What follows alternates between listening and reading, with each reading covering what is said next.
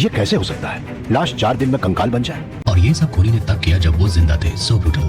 যদি তুমি এরকম ক্রাইম থ্রিলার মুভি পছন্দ করো যেখানে কোনো সাইকোপ্যাথ সিরিয়াল কিলার খুব বিভৎসভাবে একটার পর একটা মার্ডার করবে এবং মুভির শেষ সিন হওয়া পর্যন্ত তুমি গেস করতেই পারবে না যে আসল কিলারটা কে, তাহলে এই ভিডিওটা শুধু তোমারই জন্য।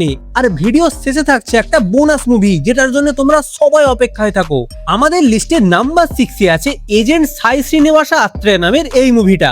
এই মুভিতে আমরা দেখব সাই শ্রীনিবাসা নামের একজন ছোটখাটো ডিটেকটিভকে যে সবসময় বড় কোনো কেস সলভ করার সুযোগের অপেক্ষায় থাকে।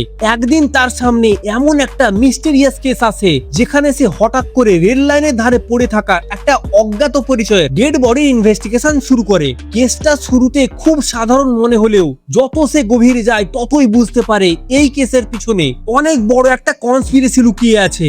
কে এই খুনের আসল মাস্টার মাইন্ড সেটা তো তোমরা মুভিটা দেখার পরই জানতে পারবে। এই মুভিটা তোমরা ফ্রিতে ইউটিউবে হিন্দিতে দেখতে পেয়ে যাবে। নাম্বার 5 এ আছে 11 নামের এই মুভিটা।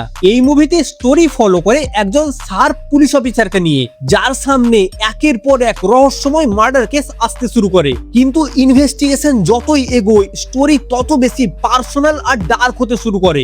এই কিলার পুলিশের সাথে যে সাইকোলজিক্যাল মাইন্ড গেম খেলে সেটা তোমাকে পুরো মুভি জুড়ে হুক করে রাখবে। এই মুভির টুইস্ট গুলো এতই আনপ্রেডিক্টেবল যে তুমি শেষ সিন পর্যন্ত আসল কিলারটাকে সেটা গেস করতেই পারবে না। আর এই মুভিটা তোমরা আনঅফিসিয়াল ওয়েবসাইট গুলোতে হিন্দি ডাবে দেখতে পেয়ে যাবে। নাম্বার 4 এ আছে ফরেনসিক নামের এই মুভিটা।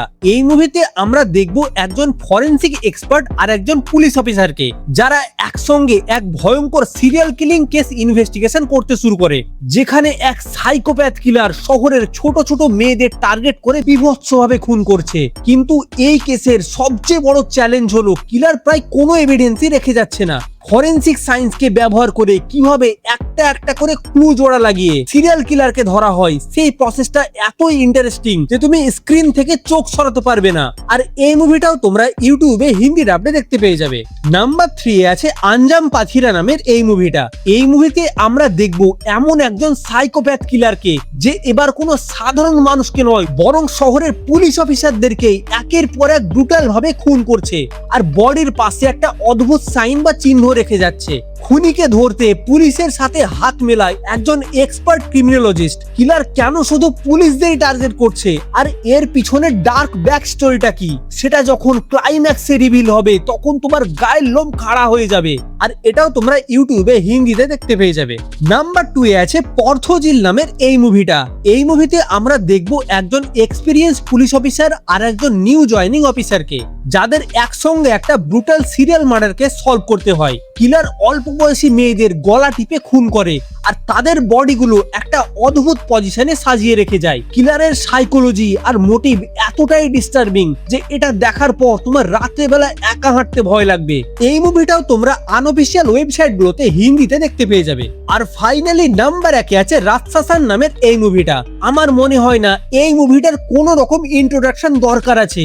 আমি শুধু ইন্ডিয়ান মুভি ইন্ডাস্ট্রি না বরং ওয়ার্ল্ড ওয়াইড যতগুলো বেস্ট ক্রাইম থ্রিলার মুভি আছে তাদের মধ্যে আমার লাইফে দেখা সবচেয়ে সেরা মুভি হলো এটা। আর এই মুভিটার 1% স্পয়লারও আমি দিতে চাই না। তাই এখনো অবধি যারা এই মুভিটা দেখোনি তারা সবকিছু বাদ দিয়ে আগে এই মুভিটা দেখো।